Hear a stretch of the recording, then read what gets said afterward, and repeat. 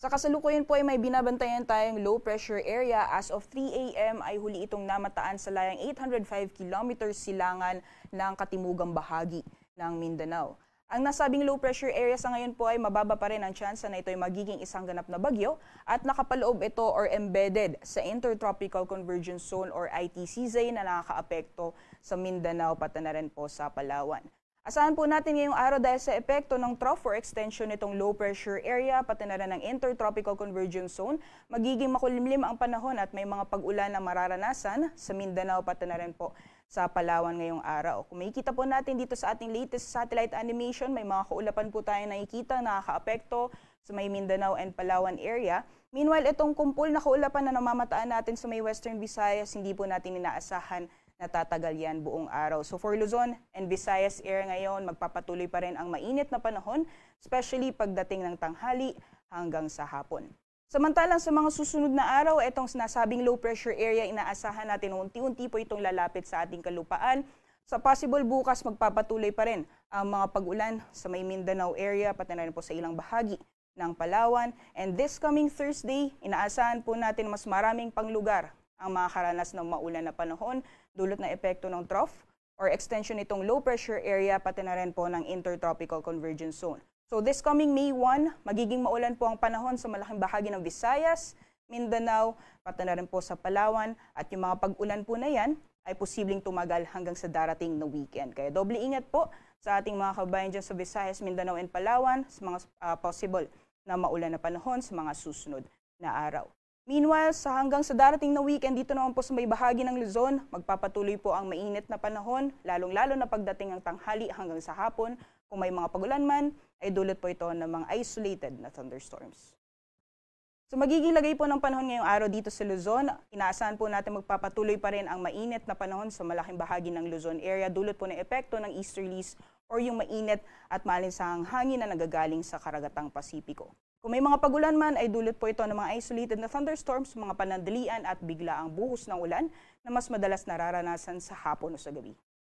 Temperature forecast naman po para sa mga piling syudad dito po sa Luzon. For Metro Manila, inaasahan natin maglalaro na 24 hanggang 35 degrees Celsius, 34 degrees Celsius maximum temperatures para sa Luwag, 17 to 25 ang agwat ng temperatura para sa Baguio. Sa Tugigaraw naman, inaasahan na umabot ng 36 degrees Celsius maximum temperatures. Meanwhile, for Tagaytay, at rin po sa Legazpi City, ang maximum temperatures po natin posibleng umabot ng 32 degrees Celsius. Samantalang sa magiging lagay naman panahon for the rest of the country, sa malaking bahagi po ng Palawan and Mindanao, ay inaasahan po natin ang makulimlim na panahon at may mga kalat-kalat mga pulan dulot na epekto ng trough or extension ng low pressure area na nakaapekto sa may southeastern portion ng Mindanao. And for the rest of Mindanao as well as sa Palawan, magiging maulan din po ang panahon dulot na epekto ng Intertropical Convergence Zone. For Visayas naman po, inaasahan po natin ng partly cloudy to cloudy conditions and kung may mga pagulan man ay dulot po ito ng mga isolated na thunderstorms. Temperature forecast po para sa mga piling syudad dito po sa Palawan. For Kalayaan Islands po, maximum temperature sa abot ng 31 degrees Celsius and 32 degrees Celsius maximum temperatures naman para sa Puerto Princesa. For Visayas, maximum temperatures for Iloilo aabot ng 34 degrees Celsius ngayong araw, 26 to 32 for Metro Cebu at 26 to 33 degrees Celsius naman para sa Tacloban. Meanwhile, for Mindanao area naman po sa Zamboanga, inaasahan natin maglalaro mula 24 hanggang 33 degrees Celsius and maximum temperature din po for Metro Davao maaaring umabot ng 33 degrees Celsius and sa Cagayan de Oro naman po ay maglalaro mula 25 hanggang 31 degrees Celsius.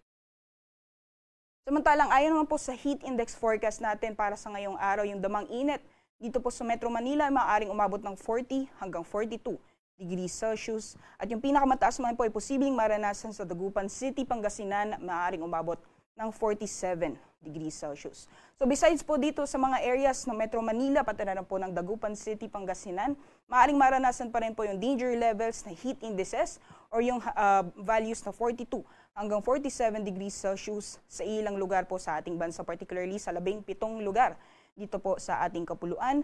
At karamihan po dyan ay sa Central Luzon, pati na po sa Bicol region. So doble ingat pa rin po sa ating mga kabayan, as much as possible po manatili tayong hydrated ngayong araw.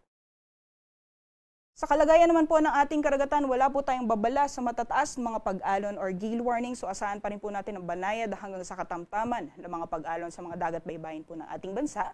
So malaya pa rin po makakalayag ang ating mga kababayan ngayong araw.